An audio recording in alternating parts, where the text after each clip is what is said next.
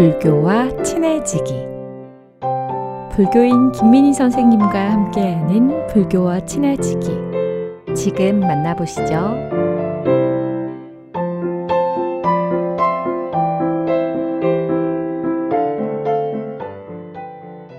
불교와 친해지기. 불교인 여여화 김민희입니다. 달력을 보고 있으면 어떠세요? 검은색, 빨간색으로 숫자를 표현해 놓고 있어요. 한 장 한 장 넘기면서 빨간 날을 확인해 보고 한 해가 시작될 무렵에 꼼꼼하게 적어 놓은 메모를 봅니다.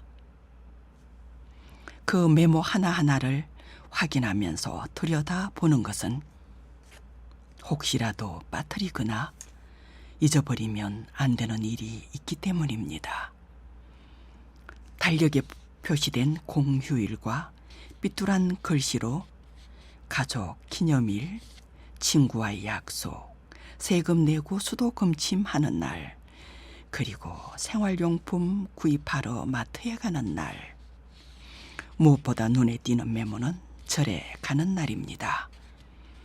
사찰에 기도 접수를 하고 도반과의 약속이 있고요. 도반은 하루 이틀 뭉친 사람들이 아니라 오랜 날들을 무리지어 다녔고 격이 없이 다정합니다. 툭 하면 담 넘어 호박 떨어진 소리라고. 요즘 사람들은 모르는 게 없어요. 넘쳐 흐르는 정보에 가짜 뉴스까지 말입니다. 이런 세상을 어떻게 살아가야 할까요? 주변의 상황에서 일어나는 사건, 사고들이 너무 많아서 죽을 마실 때도 많죠. 이런데도 다 잘할 수 있다고 생각하십니까? 우리가 살고 있는 이곳은 개인적이든 공동체이든 간에 책임과 의무를 요구합니다. 서로 간에 협업하고 상호 의존적인 관계에서의 인정과 그 결과에 긍정적인 평가를 원하지요. 이러한 관리 안에서 우리에겐 보이지 않고 알아차리지 못한 것으로부터 외로움과 두려움을 느끼기도 합니다. 그렇지만 이 정도는 아무것도 아니라고 애써 모른 척하면서 지나가기를 바라죠. 이렇게 오늘을 살아갑니다. 책상 위에 놓인 달력의 내용을 몇 번이나 읽어보고 메모하고 줄을 긋고 실수하는 일이 일어나지 않기를 바라면서요. 이번 달은 첫 주부터 공휴일이 있네요. 두 번째 주에도 있고요. 공휴일이 아니라 국경일인데요.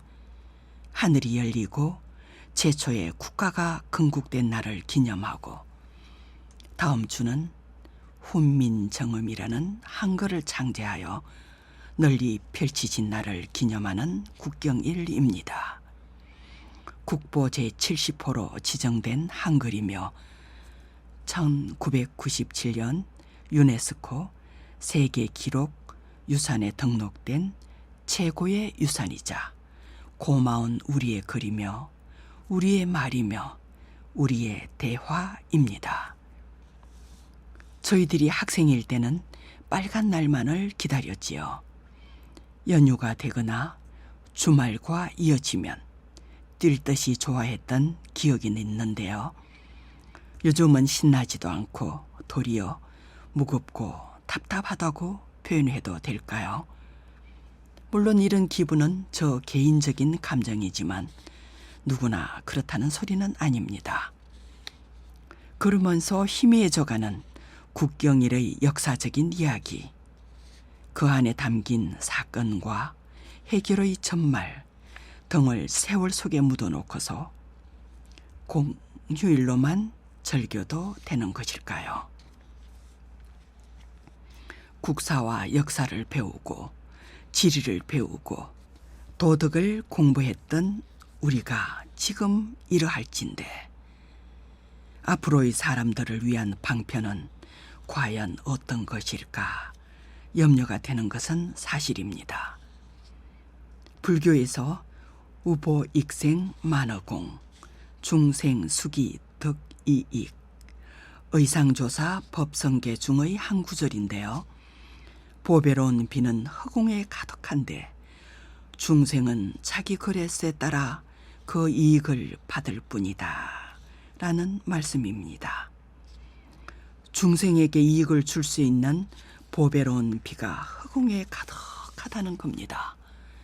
이렇게 넘쳐나는 이익됨을 중생은 자기라는 자기의 그릇만큼만 받을 뿐이라는 것이지요. 그릇이라고 하는 것은 음식을 담는 그릇은 식기라 하고요. 법을 담는 그릇을 법기라 합니다. 식기는 다 하실 것이고 법기는 법의 용기를 말합니다. 다시 말하면 칠불통계기의 가르침을 받들어 행할 때 개정해 사막으로 신구의 삼업을 맑게 하여 탐진치 삼독이 텅 비워진 진공묘유라는 그릇이라고 저는 말하고 싶습니다. 하늘이 열리고 국가가 건국되었으며 한글이 창제되어 우리말로 글을 쓰고 글을 읽었으며 어려운 한자의 뜻을 배우지 않아도 되었던 그 시절의 이야기는 잊어버리고 그냥 쉬는 날로만 여기거나 의례적인 기념 행사를 하는 것은 아닐까 염려할 뿐입니다. 이런 입장에서 우리는 우리 아이들을 위한 뭔가를 해야 한다고 말하고 싶은데요. 먼저 깨어있으려는 노력입니다. 바른 안목과 심오한 사유체계를 구축한 개인적인 생활을 우선하려면 깨어 있어야 합니다. 대상에 대한 시선이나 자신에 대한 잘못된 평가에서 벗어나 긍정적인 공감 능력을 갖도록 해야 합니다. 그런 연유에 사회적, 국가적, 광범위한 세계와 서로 의거해 나간다면 우리는 모든 것에 이발시할 수 있을 겁니다. 바른 견해, 정견의 안목으로 사유하고 바른 언어를 구사하는 법다움의 세상. 우리가 머물고 있는 오늘과 미래일 겁니다. 안녕히 계십시오.